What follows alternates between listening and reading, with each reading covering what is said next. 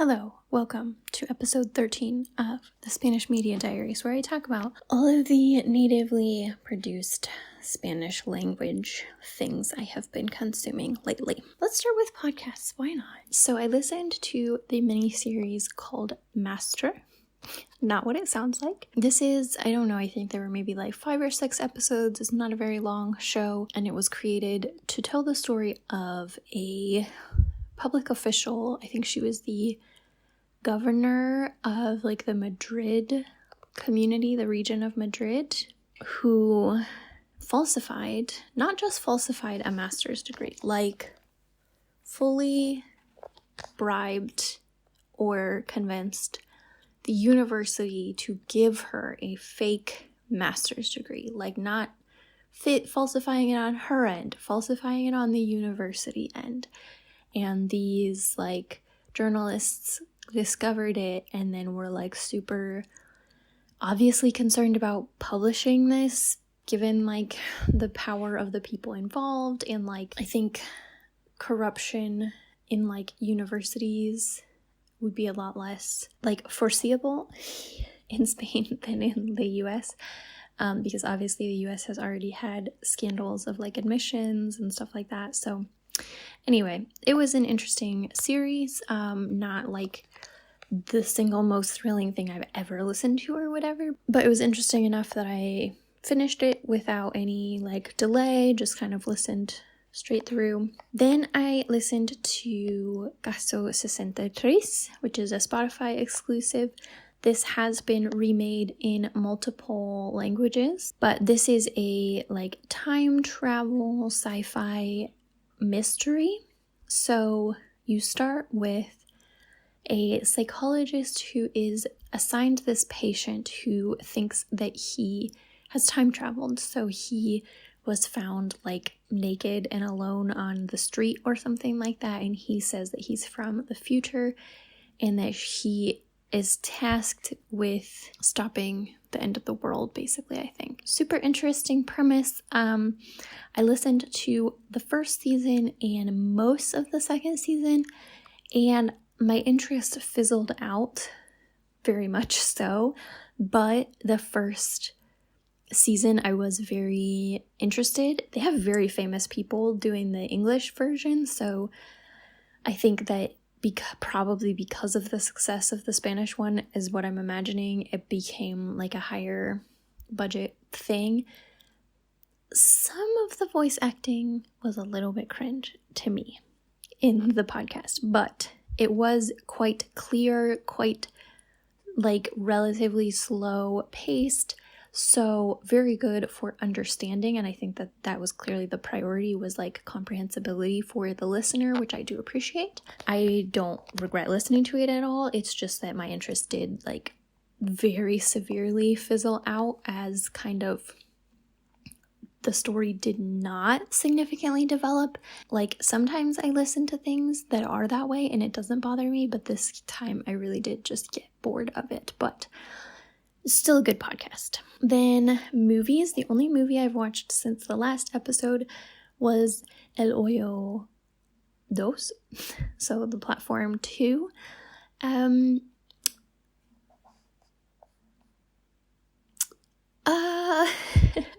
Okay, so I had very mixed feelings about the platform.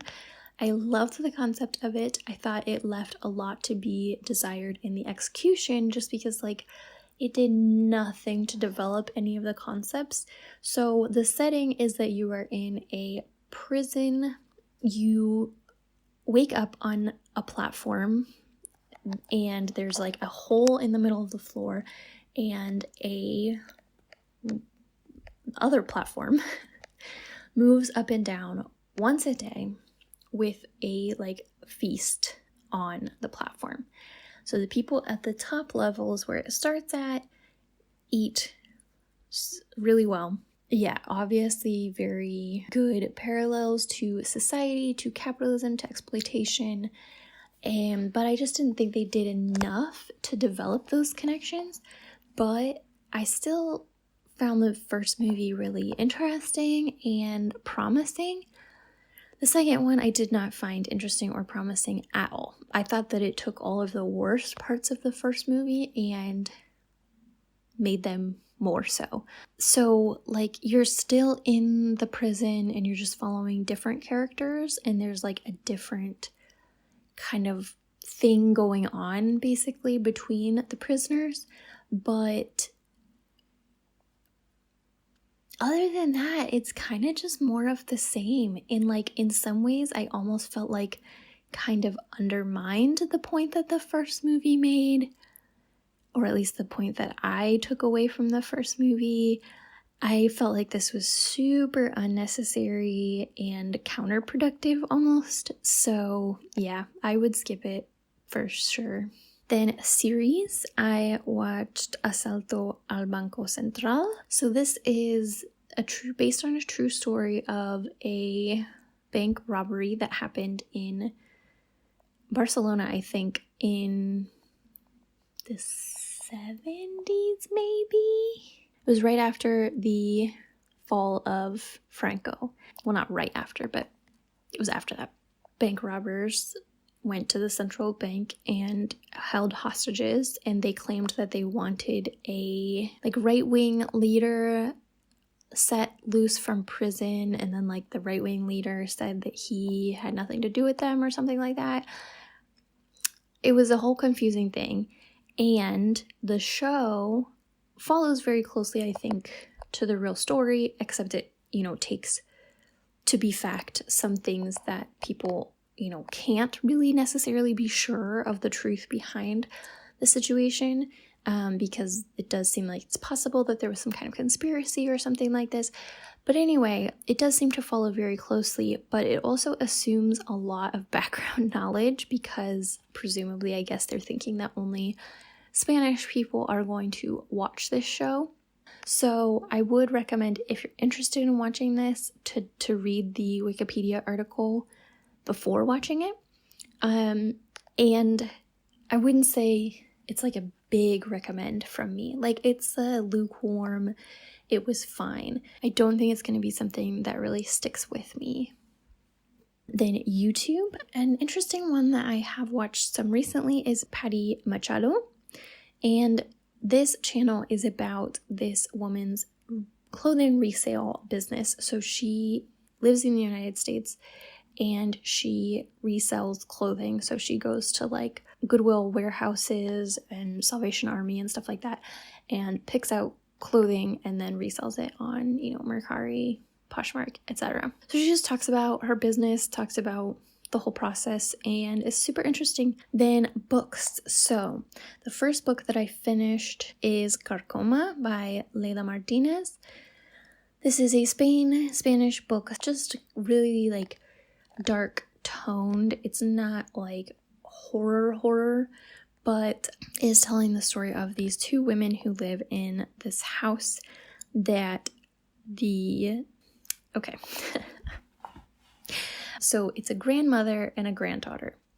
And the grandmother's father is the one who built the house. And he was a very, very bad man. These two women are kind of living out the generational curses of having this dark family past history and everything. And just the deep unhappiness, deep trauma that they have. And also the kind of trauma of the town, and it's a very economically depressed area. There's a lot of inequality, and so that's discussed as well. I would need to reread this book to fully understand it, I think, and probably not even then, but it was really interesting to read, and I do have a very vivid memory of reading this book, of the vibes that I got, of the mental pictures that it gave me. Super, super interesting. I do recommend it. It has also been translated into English if you do want to read it. I finally finished a nonfiction that had been pending in my currently reading for a very long time, and that was Resistencias Gitanas, which is a book about the Romani population and the forms of resistance that they have had over many, many centuries of oppression. And so this was more so about individual gitanos y gitanas throughout mostly European history than about like movements or anything like that. But at the beginning, there is kind of an introduction to the issues that Romani people have faced throughout history. So that part was really educational to read. And then, of course, it was really educational as well to read about so many different Romani people and the impact that they've had on art, on culture. A good like starter read, I guess. I would like to read more. Like, I don't feel like I got a good foundation from this or anything, but I'm glad I read it. Anti-Heroes. This is an interesting book because I really liked the concept of this book and it was endearing, especially, towards the end. But it just kind of dragged on a really, really long time and really did not have very much plot to back up, which is strange because it really felt like a book that could have had a lot of plot. So we are following, it's very much like X-Men inspired, like even references X-Men a lot in it. So it's these kids who have powers and they've been put in this residential government program, or it's not like government, but it's like an agency. So the agency wants to use their powers for their own purposes, ostensibly, allegedly to help people, but in doing so, they have like imprisoned these children, and the kids obviously want to break out of this. So, in some ways, a really fun read, in other ways, really dragged on for quite some time. So, I have medium feelings about it. Then I read Meyamogoa. This is these last two have both been book club books for my Patreon. Meyamogoa is a like middle grade book about a girl named Goa who is in her last year of primary school. So she's like, I think she just turned 12, and her parents are getting divorced, and she is, going through all kinds of life changes at the same time, liking people, being 12. I was a little bit worried about this book because, I have separated parents and I've always had relatively uncomplicated feelings about it, and sometimes books about this topic can feel a little bit melodramatic. I don't want to offend anybody who has complicated feelings about their parents' divorce, but this one did not make me feel that way at all. She did have a lot of angst and stuff about it, but it did feel reasonable. It felt age appropriate. It felt, like a kid would probably actually feel. She wasn't like a completely insufferable character. Not at all. Like she was really endearing, which can be hard to write, I think. This did read at times quite like self-help for kids because that's what it was written for, but not in a bad way at all. Like, I still enjoyed it, and sometimes I'm pretty picky, so I feel like, it worked out well. But yeah, it was really cute. I would definitely continue this series at some point, maybe if I can get future ones from the library. Yeah. Then I read this is like a novella or a long short story, Historia de un crimen perfecto. And this is by Miquel Santiago, and I've read one book of his before, but this novella is on Kobo Plus, and so I'm trying to read a bunch of stuff on Kobo Plus. So I felt like fine about the book that I read from him before, but I've seen other ones that I am interested in, so I read this novella to kind of see if I did want to keep reading his works, and I think it was another tentative success. Like, I did enjoy this novella. So, as it says in the title, obviously, this is the story of a crime. So it's very much has the vibes of a combination between El Túnel by Ernesto Zapato, which is a man telling the story of how he killed his lover, and what is that Edgar Allan Poe story? A Telltale Heart or whatever, where it's in the floorboards. This was like a combination of those two. The first half-ish, maybe 40% of this novella, I was kind of like, I don't know about this, because it's just telling the story of how he came to know and eventually murder this girl. I read thriller, I read horror and stuff, like it's not like that in and of itself is a deal breaker for me, but I was just like, I'm not sure I just want to read like just straightforward stories of cold-blooded femicide with like no other. But we did move on, like it, it was okay. I was worried, but it turned out okay. But if that is a deal breaker for you, then definitely don't read this novella. He, as again the title implies, he basically pulls this off. But did he pull it off? He's kind of being haunted by something, and he's not sure if someone knows, what's going on.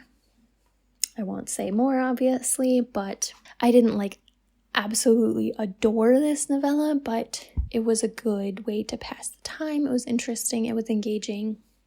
Then, total opposite end of the spectrum, again, this children's book called Monstros. This is another thing that's on Kobo Plus, an illustrated chapter book about a reform school for monsters who can't scare kids. So, very Monsters Inc-esque. This little ghost can't scare kids. He can't say boo, all kinds of things. And so he goes to this little education program, and he ends up finding some other little outcasts for various reasons, and they kind of team up together, and it was very cute. It was very, very short, but adorable. There's a whole series. Again, I might continue. I'm not obsessed, but it was cute.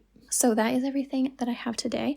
I do have the database of everything that I've ever talked about in Spanish Media Diaries available on my Ko-fi page or on my Patreon if you are interested in having access to it. It is a live Notion page, so it gets updated anytime I post. Got some more turrón. This is an Oreo flavor, which is one of my favorite flavors. Probably not very traditional, but it's good nonetheless. I don't know what I'm going to do when it's not Christmas time and there's not just 50,000 flavors of turrón at every single grocery store. That's going to be a sad day, not going to lie. Okay, well, thank you for watching, and I will see you in the next video.